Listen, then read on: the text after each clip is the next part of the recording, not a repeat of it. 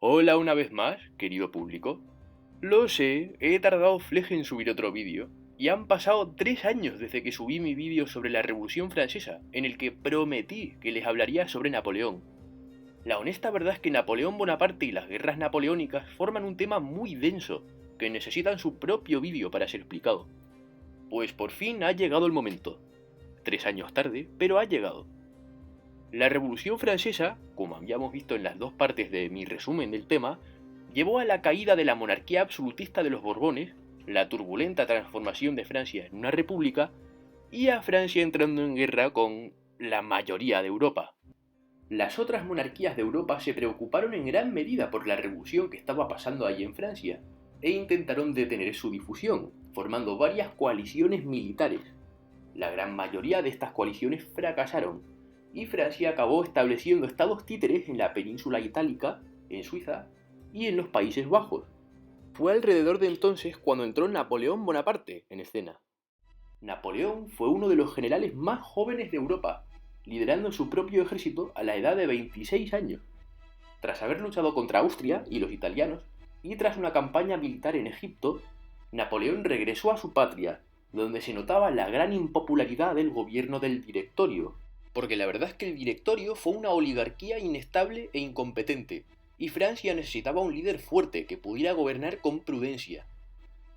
En 1799, Napoleón acabó con el Directorio en un golpe de Estado y se convirtió en primer cónsul de la República Francesa. Napoleón vendió Luisiana a Estados Unidos para prevenir su ocupación por los británicos y más tarde ese mismo año envió tropas para sofocar las revueltas de Haití, pero no hubo éxito, y Napoleón eventualmente abandonó su sueño de crear un imperio francés en el oeste. En 1803, los británicos demandaron que Francia abandone los Países Bajos y Suiza, pero los franceses bajo Napoleón se negaron a hacerlo, intentando llegar a otro tipo de acuerdo sin éxito. Esta rivalidad con los británicos se empeoraría y eventualmente llevaría a las guerras napoleónicas. Gran Bretaña hizo un bloqueo a Francia, pero aún así estaba en alerta constante por una posible invasión francesa. En 1804, Napoleón se autoproclamó emperador de los franceses y rey de Italia, los primeros títulos entre muchísimos que adoptaría durante su mandato, y así empezó el Imperio francés. En 1805, Rusia, Gran Bretaña y poco después Austria unieron fuerzas para echar a los franceses de los Países Bajos y de Suiza. Con el apoyo de Suecia, estas potencias formaron la Tercera Coalición. España, apoyando a Francia, luchó contra los británicos en la batalla de Trafalgar, en la que fue absolutamente reventada por las fuerzas de Lord Nelson. Por tierra, Napoleón y su ejército avanzaron hacia el Sacro Imperio Romano Germánico, ocupando Viena antes de la llegada de las fuerzas combinadas de los austríacos y los rusos.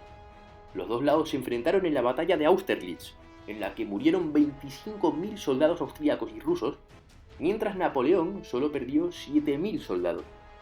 Napoleón conquistó el Sacro Imperio Romano Germánico, por fin acabando con él, y reorganizando sus tierras para convertirlas en la Confederación del Rin. A pesar de que Austria salió de la guerra, se formó otra coalición entre Prusia, Rusia, Gran Bretaña, Sajonia y Suecia en 1806. Napoleón derrotó a Prusia y avanzó hacia la frontera rusa, estableciendo más estados títeres y el Ducado de Varsovia. Aquel mismo año, Napoleón estableció el sistema continental, que exigió que ningún país aliado de Francia podía comerciar con Gran Bretaña. Temiendo una invasión por parte de los franceses mediante naves danesas, Gran Bretaña atacó Dinamarca, que era neutral, para capturar y destrozar su flota. Esta fue una decisión un poco estúpida por parte de los británicos, sin embargo, y llevó a Dinamarca apoyando a Francia. Como Portugal siguió siendo aliado de Gran Bretaña, España y Francia decidieron invadir Portugal, pero pobre de Carlos IV por confiar en Napoleón. Los franceses traicionaron a España, conquistando la península ibérica e instalando al hermano de Napoleón, José, como rey de España.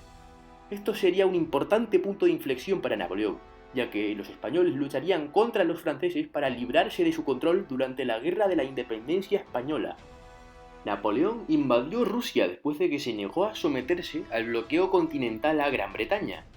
En 1812, un gran ejército francés quemó Moscú, pero los rusos se negaron a rendirse.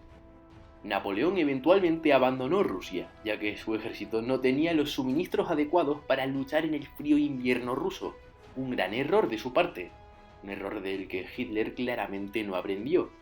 Si algún día viajáis a Rusia, por favor, al menos llevad un abrigo. En 1813 se formó la Sexta Coalición, la más grande de todas, formada por los británicos, portugueses, los españoles, que ya habían expulsado a José I y devuelto el poder a los Borbones, los suecos, austríacos, rusos y prusianos, todos aliados contra Napoleón. En la batalla de Leipzig de 1813, la coalición militar derrotó a Napoleón. La batalla involucró a más de 600.000 soldados, lo que la convierte en la batalla más grande de Europa antes de la Primera Guerra Mundial.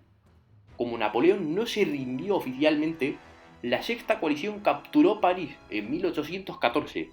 Napoleón finalmente abdicó en el Tratado de Fontainebleau y fue desterrado a la isla de Elba. Pero, en 1815, Napoleón volvió. Regresó a Francia y rápidamente reunió otro ejército para marchar hacia Bélgica para asaltar a las fuerzas de la Séptima Coalición, que había crecido tras la victoria en Leipzig. Pero no funcionó como Napoleón había previsto. El duque de Wellington lideró a sus soldados contra Napoleón en Waterloo, y con el apoyo de Prusia, derrotó a los franceses.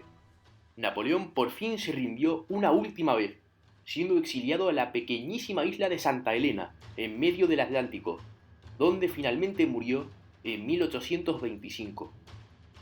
En conclusión, voy a acabar diciendo que Napoleón sin duda fue uno de los personajes más influyentes de toda la historia. Sin sus hechos y su influencia en la estrategia militar y en el statu quo de la política europea, es muy probable que no viviríamos en la misma Europa que actualmente conocemos. Muchas gracias a todos por ver este vídeo, por favor suscríbanse a Zepcast Historia para ver más vídeos históricos y políticos, y en general, cosas muy interesantes sobre nuestro pasado y nuestro presente. ¡Hasta pronto, señores!